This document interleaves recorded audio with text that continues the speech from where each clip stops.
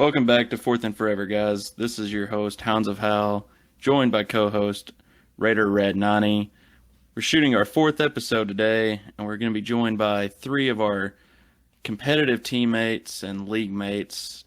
Danny, who's known as Greatness, Aku, who everybody knows as the Browns, and then Otto, who's rejoined us for this cycle with the Broncos. All three of these guys come from Haw, which was our former league, which all five of us originated from. So tonight we're going to have our favorite Raider rant at the end of the show. But before that, we're going to start off interviewing these three guys, getting to know them a little bit better for the new guys in the league, and finding out maybe one position that they did not think was set up right, or maybe a player that they were left out of the top five list that we've seen the rest of the week. Raider, glad you're here tonight. How are you doing? I am drunk and in Texas, as always. Oh, that's great. So, out of these three guys, I'm going to put you on the spot. Which one would you say is your most favorite? My favorite? Like, which one out of the three of them that I like? Definitely. Might as well fuel the flames. Oh, well, I mean, it's got to be Aku. I mean, me and him are – Aku's my bae. We get along. We go way back. Otto beat the shit out of me in the Super Bowl, so I can't like him on principle. Greatness beats the shit out of me all the time, so can't like him on principle. So it's got to be Aku, who's my boo.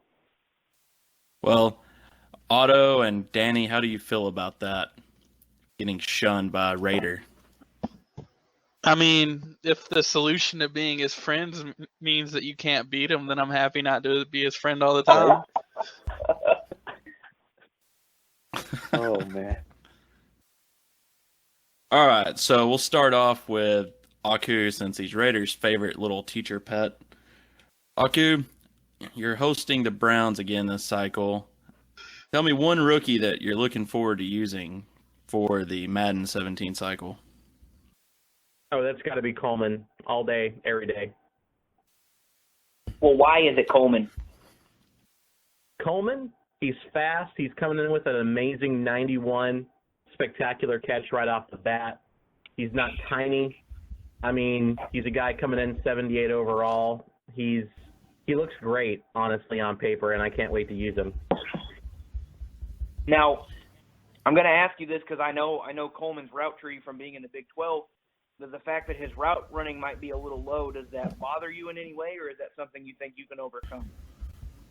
Oh, I think it's something that can be easily overcome. If they use the same experience process they did in Madden 16, one of the hardest things to upgrade was spectacular catch and release, and one of the easiest was route running. So even if he's unpolished from the start, it's something that can be easily fixed through game development and just golden opportunities that Madden's going to give you from time to time. I don't think it will take any time at all before he's a top 10 receiver. Top 10, that's bold. What do you think, Ibo? What was that? Top I 10? said top No 10, way. that's bold. What do you think? Oh, yeah, I think he's spot on with that thing right there. You cut out a while ago, sorry. So, we have Coleman, who we both knew was going to be Aku's favorite guy for the rookies. Otto, you're newly to the Browns from the Giants, thanks to a little hassling. Broncos? Which, I mean... Arbo, My just out of bad. curiosity, are you sure you're not the one that's been drinking today? No, I'm actually off my game today. I did not work, so threw my whole day off. So, okay, I was the Broncos, and now I gifted Otto his favorite team. Yeah, appreciate that. Otto, Goodbye, yeah, Ibo. thanks. One rookie that you're looking forward to using this Madden 17 cycle on the Broncos. I think the easy answer is Paxton Lynch, but I'm going to throw a curveball and go with Devontae Booker, running back out of Utah. Nice. I Okay. definitely... You got C.J. Anderson there. So what is it Devontae Booker brings to the table that means he'll be I mean, what's going to make him give an impact year one over C.J. Anderson? He's going to be more of a third down back. His pass catching ability is unreal. He's more of one cut back than CJ, and I believe he's going to have more speed than CJ. Okay, so I'm going to bounce this question back off you. Do you see Devontae Booker staying your backup option, or do you see him overtaking the top spot from C.J. Anderson year one?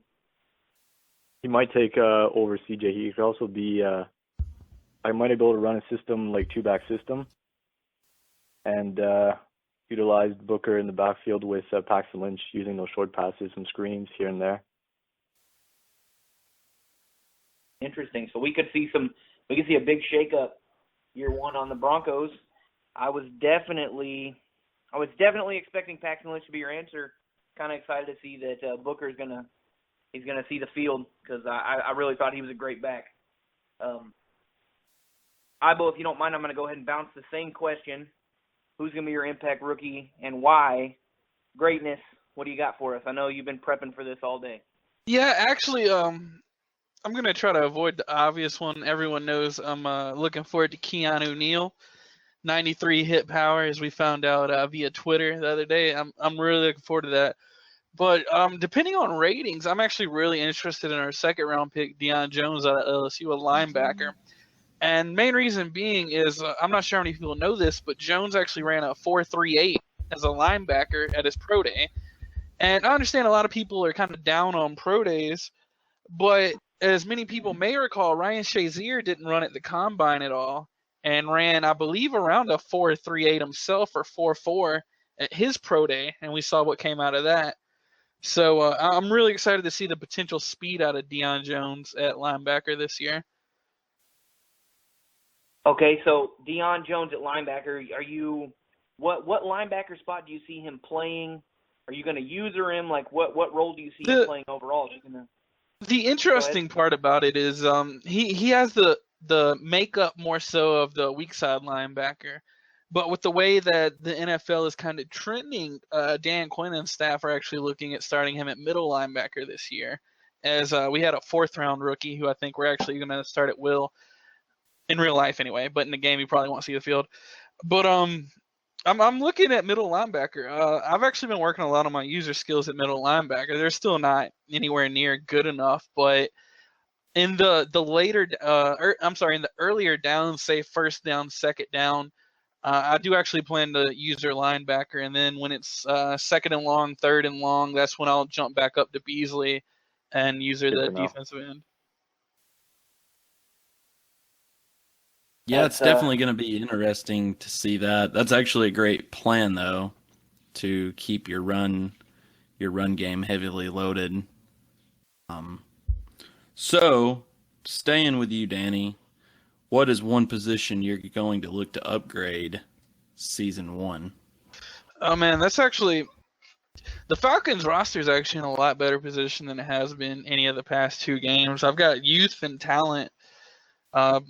Almost at every position. I do need a guard. My guard positions are both kind of weak and old. My major need going into the first season probably is either a number 2 corner or a slot corner.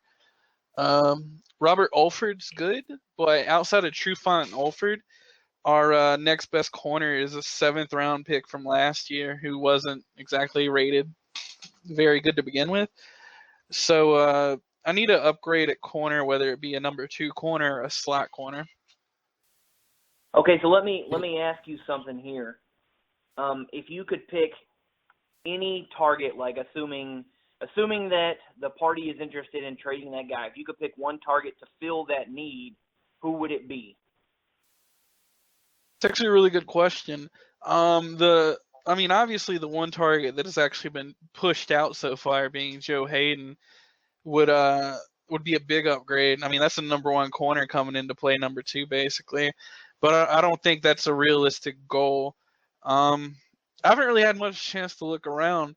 Ideally, I'd want like a Brandon Boykin type from this past Madden.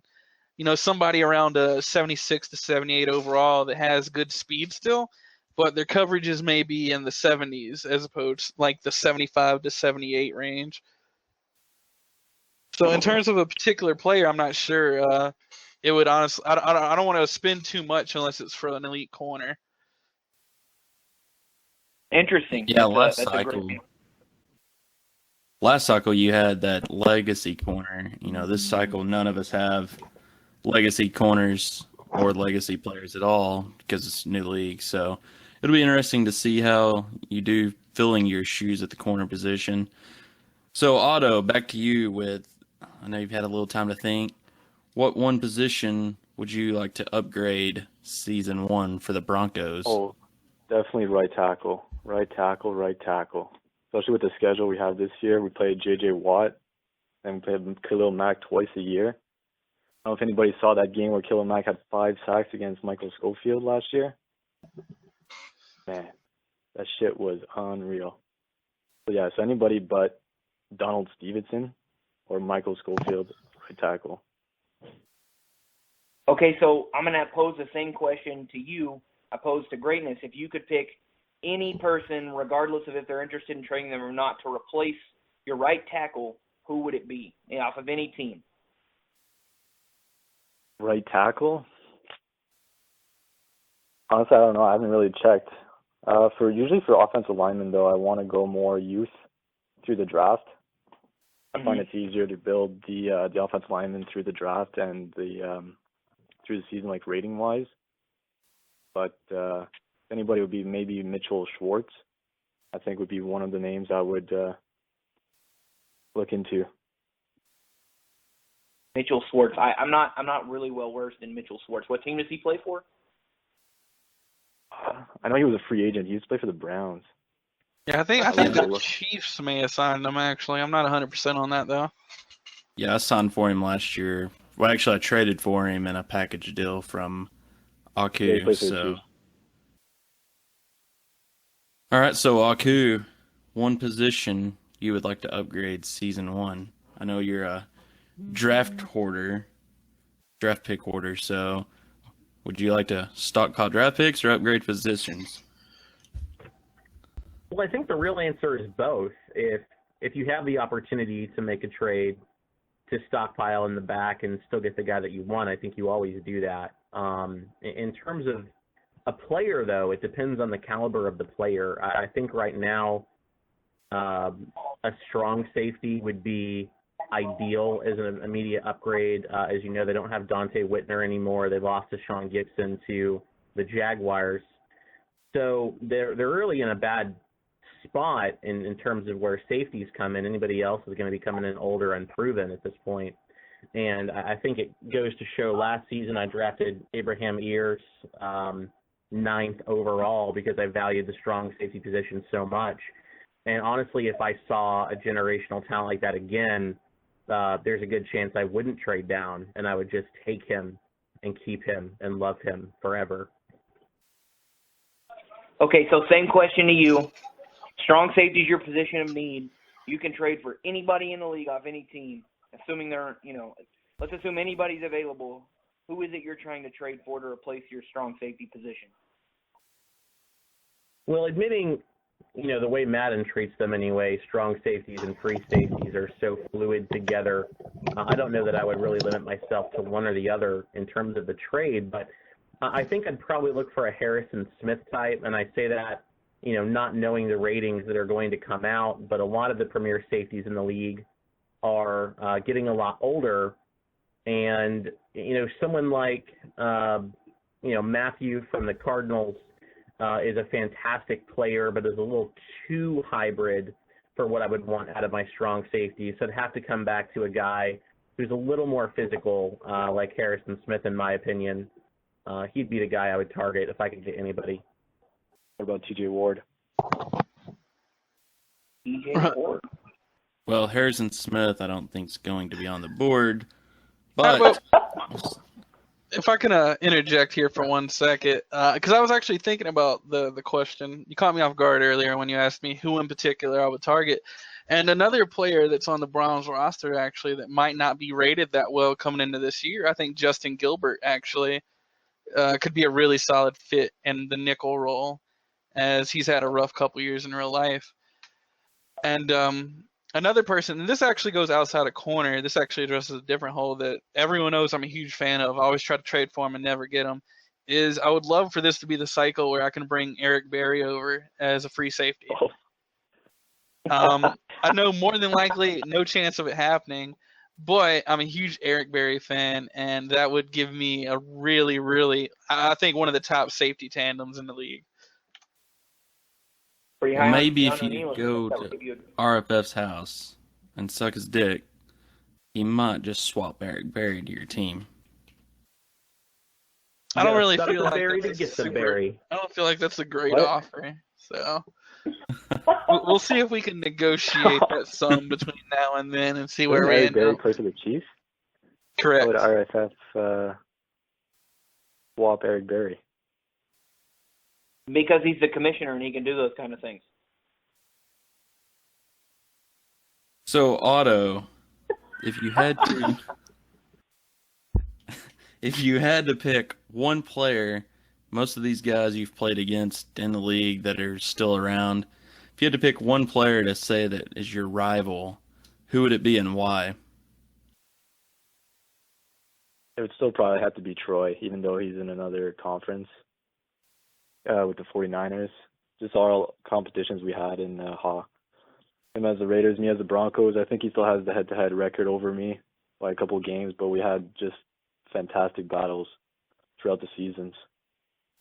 Probably top 3, top 4 user, I would say, in my mind, in the whole league, too. Even though he hasn't won a Super Bowl, I still think he's quite a user.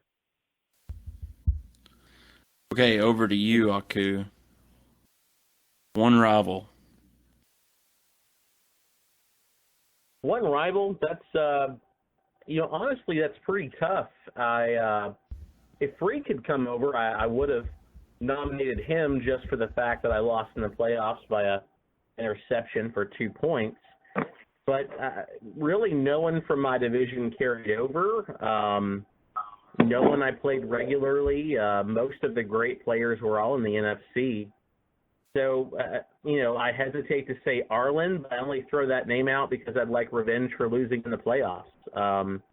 Otherwise, there really isn't anybody that's been a particular challenge to me.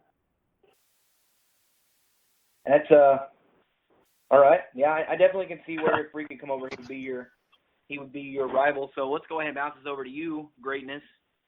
You're pretty infamous for having words with several people. So who would you say is your rival? Yeah, this is an interesting question where my one true rival isn't going to be in the league. We all know that in the end, my one biggest rival will probably always be Coach.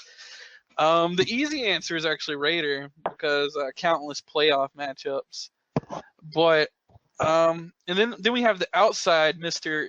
Top 2 overall Arlen himself here recently as a possibility. But I'm going to go with the Packers. I'm going to go with Husker. Me and him have had some really, really close. Every time we play, it comes down to the last 5 minutes of the fourth quarter, or it comes down to the final possession.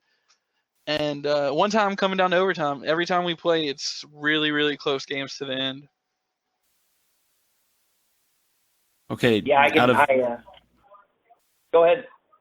Oh, I was going to say, yeah, that's great. I know I've heard plenty of Raider rants about the Greatness games, especially when you beat him, which I'm almost positive it's every time. So it's one of those things where I'm not entirely sure what it is. A Raider always has great regular seasons. He does well in the playoffs until we play, and then his team just plays like a completely different game than they've played the entire year. His receivers don't hold on to the balls. His offensive line doesn't block nearly as well as they did the rest of the year. It's just a completely different game every single time we play. Reminds me of the Falcons in real life. Ow. Definitely. So, all right, over to you, Otto. We're getting pretty close to the last few questions here. One player on the Broncos' current roster that you're excited to use in Madden 16, sitting rookies aside. Man, I want to say Bebe, but it has to be Von Miller. Von Miller, choice. 99 overall. Just a beast. Dude's a Finding freak. up to 3-4. Yeah, he's insane. He has like 87 speed, I think, this year. He had higher speed than he had last year, so I guess that PED worked in the off season. And you don't have to re-sign him, so Nope, not for a while. Chris Harris is signed for a few more years, so is Talib. Brandon Marshall is re-signed. Pretty much like our core defense is signed through 2019, so we're pretty well off for And if quite you a stick bit. with that, rookie quarterback too, that cheap contract, you shouldn't have any problems. yeah. Right. Denver's a set-up team. I spent some research putting in on them, looking at what's what, and I think you're going to have a great chance at running with them. You know, I was going to try to move some pieces out, but you being a Denver fan, I think you're really set up with what you want to do. You know, bringing a couple pieces, but yeah, Von Miller is going to be great. Over to you, Danny. One player on the Falcons roster, sitting rookies aside, that you're ready to use in Madden 17. I'm going to avoid taking the cheap way out like others on the panel and saying my highest overall player in Julio. And I'm actually going to go with Devontae Freeman. We know that I've traded for halfbacks every single cycle, and this is going to be the first cycle where I'm going to have a really, really good halfback who's very young to start the cycle. And I'm really looking forward to being able to have that and also keep my picks. And I think he will be one of the best pass-catching halfbacks in the game. And combined with Tevin Coleman, I'm really looking forward to the running game this year.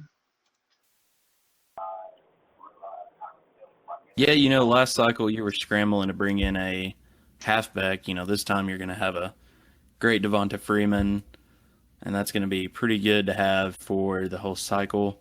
He's good, he's young. So I honestly thought that was going to be your answer from the get-go. I figured you're burnt out on Julio. He's kind of I'll used never up. be burnt so, out on Julio. Well, he'll eventually be burnt out. So, all right, Aku, one player from the Browns you're ready to utilize season 1.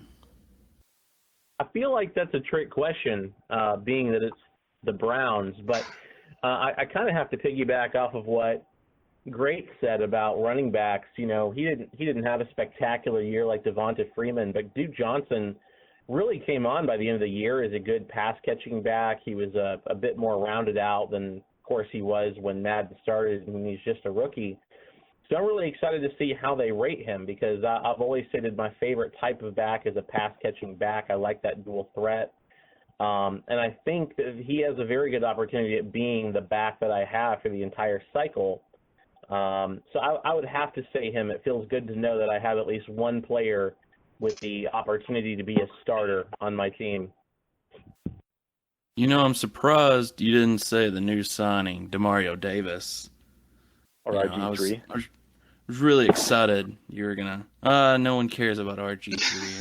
It's Demario, man. Well, no, really. I think Demario- Duke Johnson's going to be great. No, DeMario is a great signing, but specifically in terms of using, I'm not much of a user when it comes to the middle linebacker position. I'm excited that he's going to be on the team. I think he'll be very solid.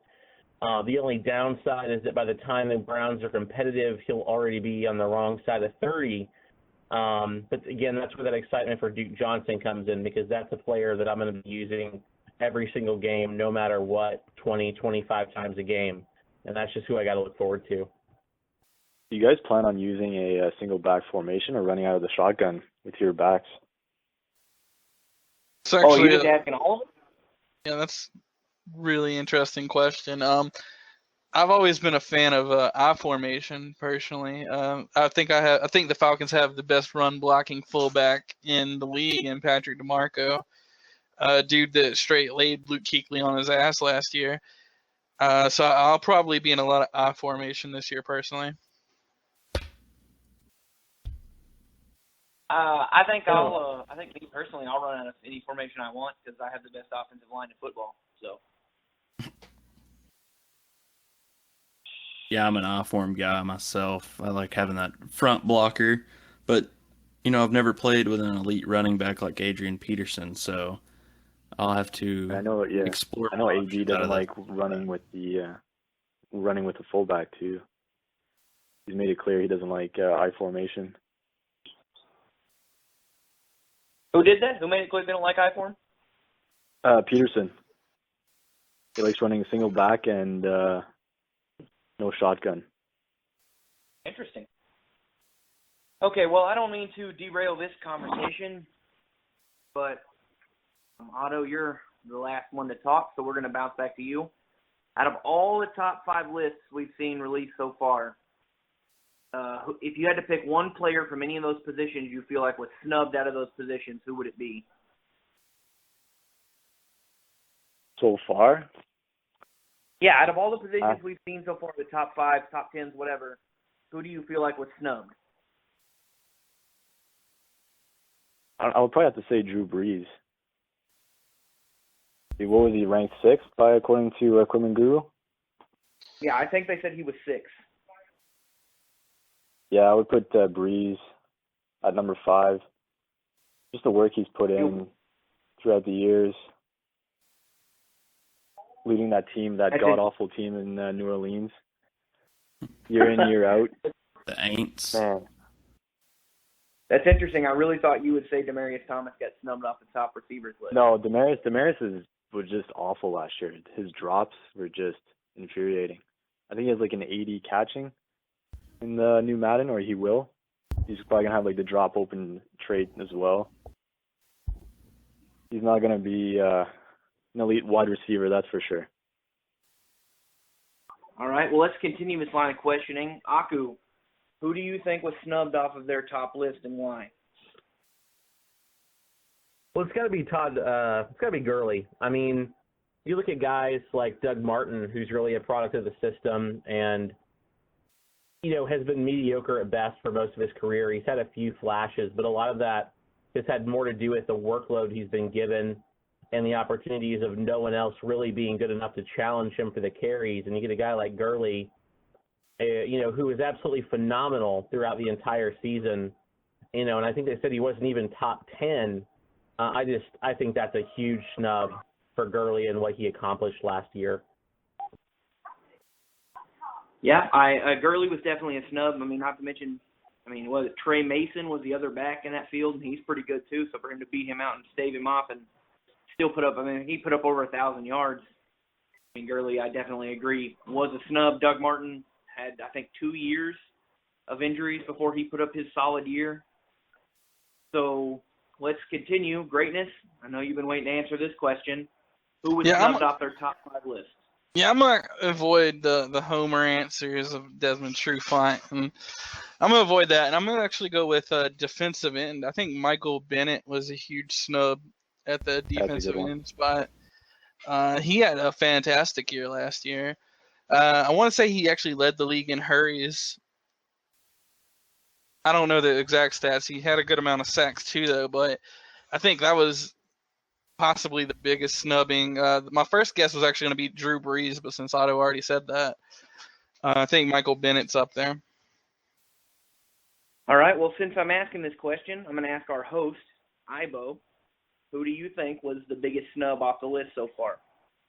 I'm shocked it made it to me without this guy being brought up, but I think Travis Kelce getting left off for Jimmy Graham's a pretty big slap in the face, and I know all y'all probably agree with me.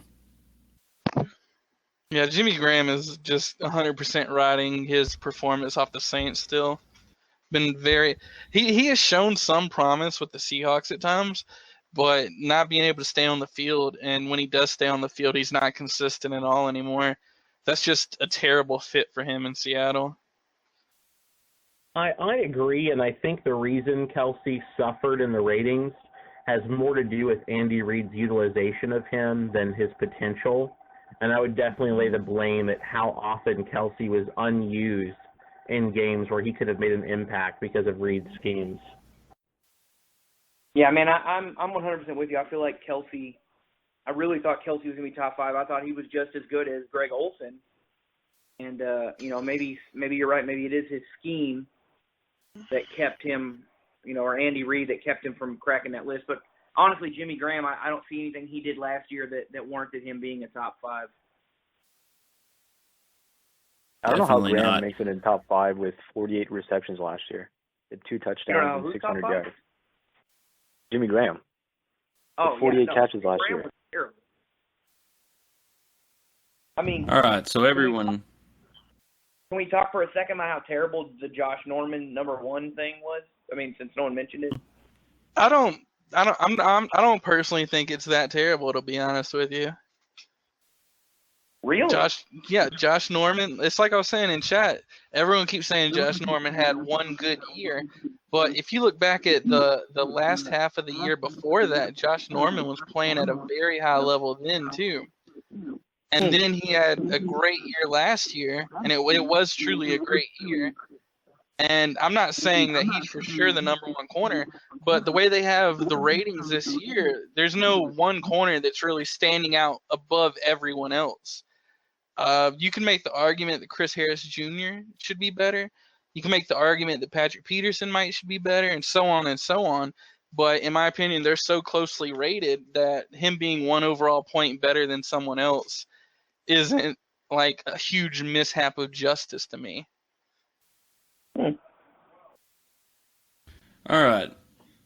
I think all of them are great. I know one person that did not make the list that I'm sure Raider will love to fill us in on. Raider, give us one person that you felt that got snubbed. Well, I'm not going to avoid the homer answer, and my answer is, as it was last night, Sean Lee. I mean, you can say what you want about the guy's injury history, but, I mean, sure, he doesn't put up the sack numbers of some of these other linebackers and stuff like that, but Sean Lee is an elite talent who's hampered by injuries, who last year was not hampered by injuries, and he turned in what should have been a Pro Bowl performance, but he was just an alternate. But I'm sorry, I don't know who the hell Pernell McPhee is, and I don't really care.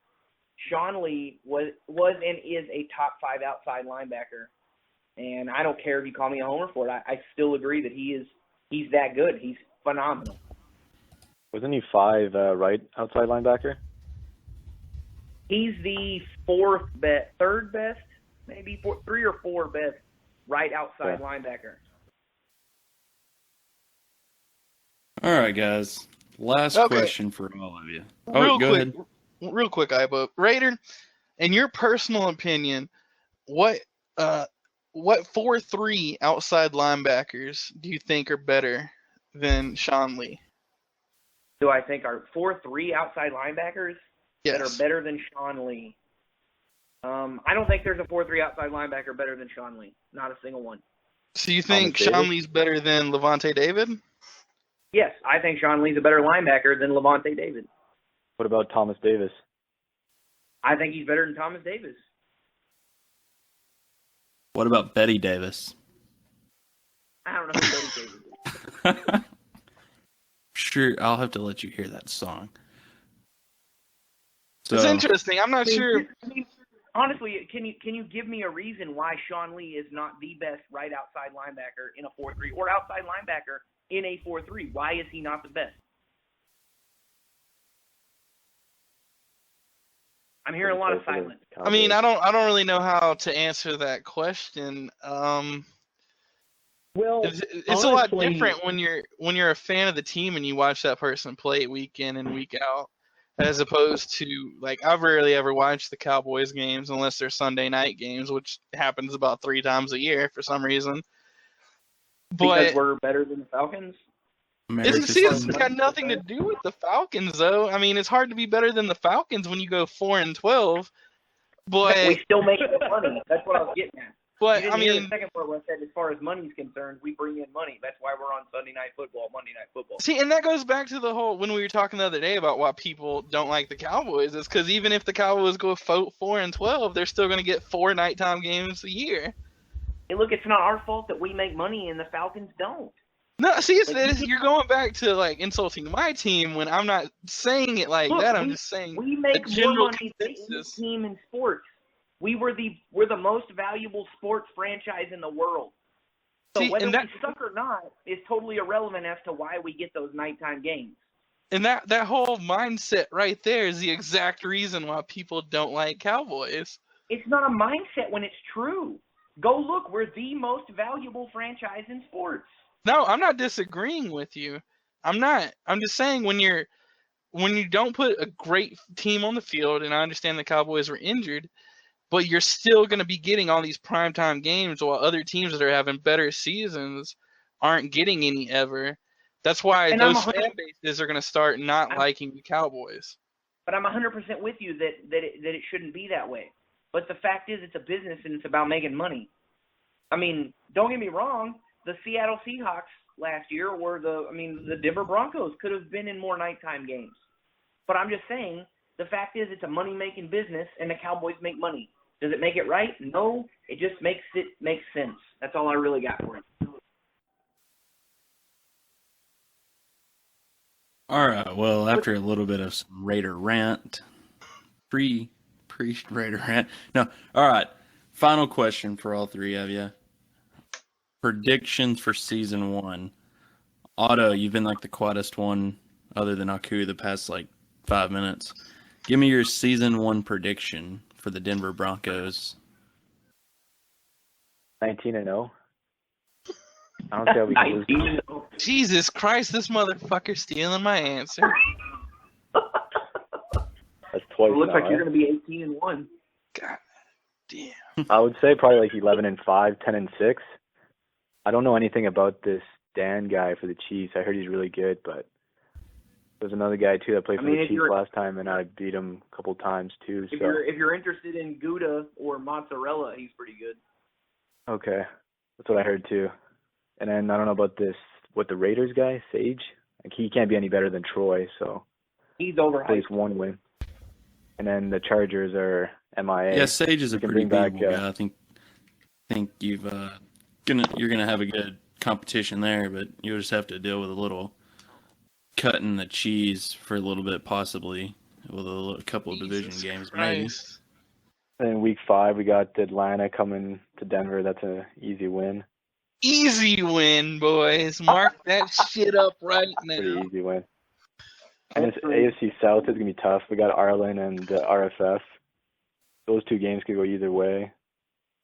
Got the Pats. I'm not sure about that user. Other than that, I can see myself challenging for the playoffs and the AFC West. And then in the playoffs, then it's just anything goes.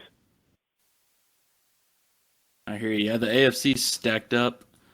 I think actually both conferences are pretty stacked up. I think NFC maybe a little bit up like a paper towel. That shit's gonna blow over. You only have 2 teams at the top. Where are these top 2 teams? We'll see season 5. You best watch yourself. Listen, I'll save the more controversial who's the top teams for whenever I bring my show back. I don't want to upset people that are on the call currently. No. You can say it. No, that's what you're here for. Say it. That's what you're here for. Say it. The top teams, in my opinion, in the AFC is RFF. I'm giving it a dramatic pause. Hang on, you gotta wait a second. You gotta build up the hype for it. It's RFF, and I would actually put Otto there. I know it doesn't give me the drama that I normally go for, but I don't close think to printing the screen. I don't think that Keller. I don't think Keller's gonna get into this game. I think he'll be gone early in the season, and I just don't see. Keller finally has a quarterback though this year. Finally has a quarterback with Tyrod Taylor. I think he's gonna be rated pretty well. I don't see all the challenge that everyone else is seeing in the AFC. I don't understand how anybody can try to justify the AFC being anywhere near as competitive as the NFC is in terms of top tier talent. No, I agree with you. I think the NFC outweighs the AFC, but the AFC does have a few users that will make playoff runs difficult for most. Yeah, don't get me wrong, I'm not saying the NFC is going to win every single Super Bowl, which is very possible though, because RFF has got the best team he's ever had to start a cycle. I mean, he's got the great defense, and now he's getting what'll probably be a slightly overrated Brock Lobster. Lamar Miller, who's a top 5 halfback now, DeAndre Hopkins, who's a top 5 wide receiver. I think they got Will Fuller that's gonna have like 95 speed. Like he's got so much speed on offense, it's ridiculous. And then Denver's fucking loaded except quarterback. So if Otto can figure out a long-term solution at quarterback, if he can develop whatever that kid's name was they drafted, then he'll be set pretty much the whole cycle. All right, Danny, your predictions, season 1. Give it to us. I'm going to be humble since Otto went ahead and stole my dickhead answer. And I'm going to go with my regular. I feel like I'm always 12-4. I know that's pretty humble. That's still a very high prediction, I understand. But I feel like going back to the original season of Hall, like always float around 11-5, 12-4. I don't really have any division rivals. Maz and Ryan are here, but I feel like Maz. Who are those 4 games that you're losing? I would actually see. I haven't even looked over my schedule, so definitely not to the Denver Broncos though. See, the thing Otto doesn't understand, and since we have him live here, I'll go ahead and explain this to him, is that I am going to tear his quarterback apart in that game. Like, I'm not going to use Beasley the entire season except for that game against Otto, so I can just get all 20 sacks in that one game, and then he can be suspended for the rest of the year. I'm going to line him up against that shitty right tackle he was talking about earlier, and I'll bend him over and give it to him the entire day. Big Beasley cheese confirmed. Can't wait. Prince What, Green, baby. Prince Green, motherfucker. But no, I think 12-4, and I think I'll lose in the NFC Championship game to Jordan. I'm not joking around at all when I say that I literally think Jordan can win the Super Bowl every year with that Cardinals roster. That roster is sick. What's your record in the NFC Championship game? Are you like That's actually 1-6? a really good question. It's not a winning record, I don't think. Yeah. But I do know my record against Otto and the Denver Broncos is 1-0. 1-1, baby. I don't remember. Shots fired. No, we're not counting the fucking Dolphins game, okay? We're not going to count a team that I took over in the offseason and didn't even have but one offseason to work with against a fully stacked up, like What was the 5 reason why offseason you left the Falcons? Denver What was the reason you Broncos left team. the Falcons? I don't remember at the time. Probably something to do with coach. This is the best day of my life. I think Raider might have beaten you in the playoffs. Well, you No, that I has never happened. think you would be I would like- incorrect with that one. I would like for that to happen, but it is not true. All right, Aku, you've been quiet for like 10 minutes. So, season 1 predictions for you and the Browns, other than just taking it straight to the Super Bowl. Well, clearly the only thing the Browns are good for is the Super Bowl. And I think what Great is overlooking is the backdoor deal that's going to bring Joe Thomas to swing out to right tackle for the Broncos on that offensive line like he should have been in that Super Bowl against Carolina. So he's going to be getting his lunch eaten by a very furious Joe Thomas. With that being said, with Joe Thomas gone, I'm going to give a very honest prediction that I would be shocked if I won 4 games. And that's not because I doubt myself as a user. I know I'm probably around middle of the pack in the league. But the Browns roster is so bad and my willpower to rebuild so high that I am not afraid to sell off pieces that won't be useful when I'm competitive and tank temporarily as a result. I think rebuilding the team and making it strong by season 3 or 5 is more important than getting 1 or 2 picks with Joe Hayden or being able to block a couple extra guys with Joe Thomas on the left. So probably about 2-14 is where I predict. I think that's a pretty good average. We talked earlier, and if Woody happens to tank out, which I don't think he will because I'm picking him to win the East, but you could end up with the number 1 and number 2 draft picks in the first draft. You know, guys, I'm really curious here if you guys were actually going to give your own predictions for your own records this year. Raider? Oh, we hadn't planned on it, but I guess I can lead this off. And I mean, are we talking like? I mean, greatness. I'm gonna shoot some scenarios at you. Are we talking that my defense holds up, or I mean, are we talking like we start with? Let's talk optimistic. Let's say best case scenario. So best case scenario being that we don't have pre-existing injuries and suspension. No, let's go best case scenario with the pre-existing injuries and suspensions. Ooh. Okay, best case scenario with pre-existing injuries and suspensions. I say best case scenario with all those suspensions. I say I still go 10-6 and I sweep my division like always. I mean, realistically, I have a pretty weak schedule because the Cowboys went 4-12. I mean, I got to play the NFC North, which is comprised of one good user and a bunch of scrubs. And by one good user, I mean Husker. So, I mean, I own Ibo like I own my Xbox. I like where this is going. By that, you mean you're still making payments on it? Nope, I own it outright. It is mine. I bought it. I purchased it from the store. Making no payment. We hear these interesting comments from your co-host Raider here talking about how he owns you.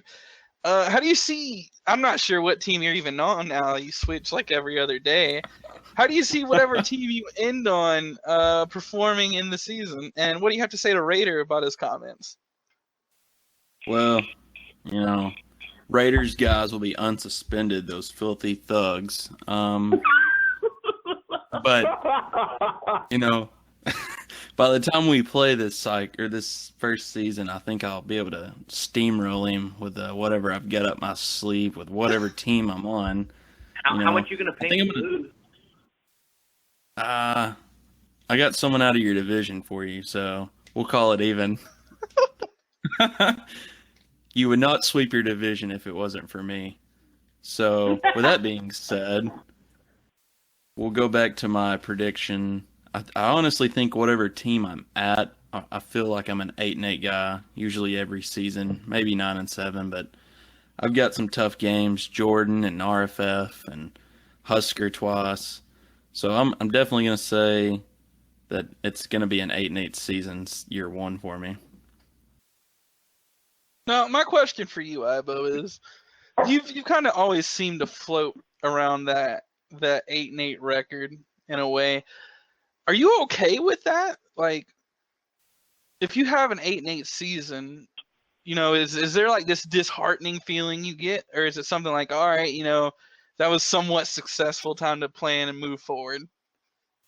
My personal goal every season is the playoffs. You know, sometimes I don't feel that 8-8 is going to get me in the playoffs this cycle due to the NFC stacked house. You know, the last cycle it almost got me in the first season, and then third season it got me in at 9-7. But I think it's going to be tough making the playoffs unless I start putting together some 10-win seasons. So I think my new goal will be to try to get to that 10-win hump. But you know, 8-8, I'm usually pretty happy with. That means, you know, I ended up beating half the guys I played. But there's a few games last year in my first 8-8 season that went to sim due to some scheduling conflicts that cost me those 2 wins that I would have needed to get to 10. But, you know, that's Madden and that's how it works. But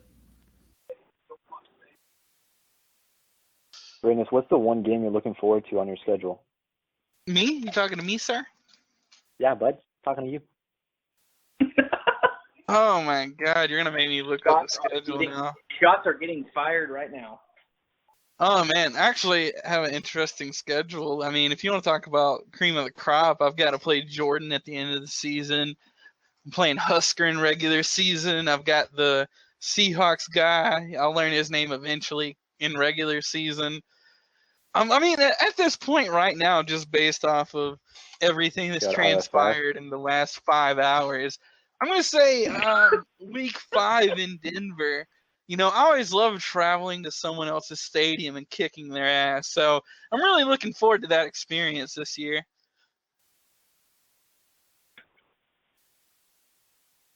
what about you, Otto? One game. Oh, it's the game before the Atlanta game. Well, we definitely have a game that everyone's going to have to watch when it gets streamed because we know Moz and Fokker will be commentating on that. Anybody that wants to check out Moz's commentary, though, play some Halo with him. That's all he does. So, and Raider is officially like the worst Halo player for those listening. Fuck yourself. Does All Mom right, actually so- comment like on the games, like for Madden? Yeah, there's going to Yes, be live we're commentary working this on year. that. All right, Go- then that greatness game is gonna be unreal. Oh, it will. No doubt. I think I might just All start right. Mark Sanchez for that game. Ooh. I mean, Yeah, yeah. that's I meant to mean, buy. after Might give him a knowing buy. that pack whatever him in. quarterback you're going to start is going to get ripped apart, I'd probably start my backup too. By who, Vic Beasley? I thought he was a bust according to the bot. Fuck that bot. That bot don't know shit. Oh. Screens are being printed, folks. All right, guys. So, wrapping things up tonight, I'd like to give a shout out to RFF for his little Commissioner's Office podcast, real quick. Those are going to be handy. Those listening should go listen to those if you don't already.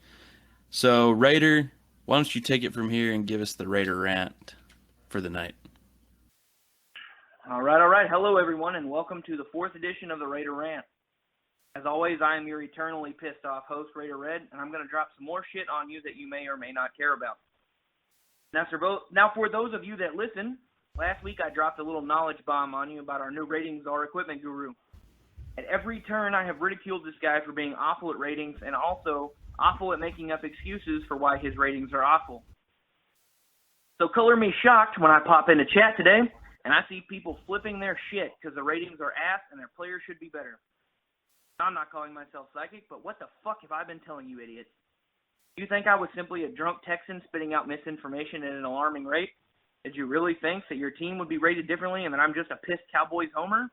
I may be all of those things previously listed, but so far I have been pretty damn right about this ratings guy. Maybe when all the ratings drop, I'll be eating some of these words, but for fuck's sake, people, sometimes I can leave you some important information on these things. As always, this has been your friendly neighborhood Raider Red saying, the Jets can suck my fucking dick, and I'll see y'all next week. Well, you guys heard it first, so thanks again to the Raider Rant. It's always a pleasure getting to hear that.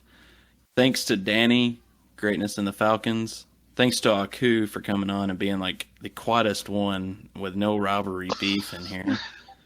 And thanks to Otto, the new Broncos owner, coming in and chatting with us. Till week 5, when Otto and Danny play, we will not see this beef unless you go to the chat box, where things are going to get heated up. So, thanks again, and we'll be back next Thursday with another episode of Fourth and Forever.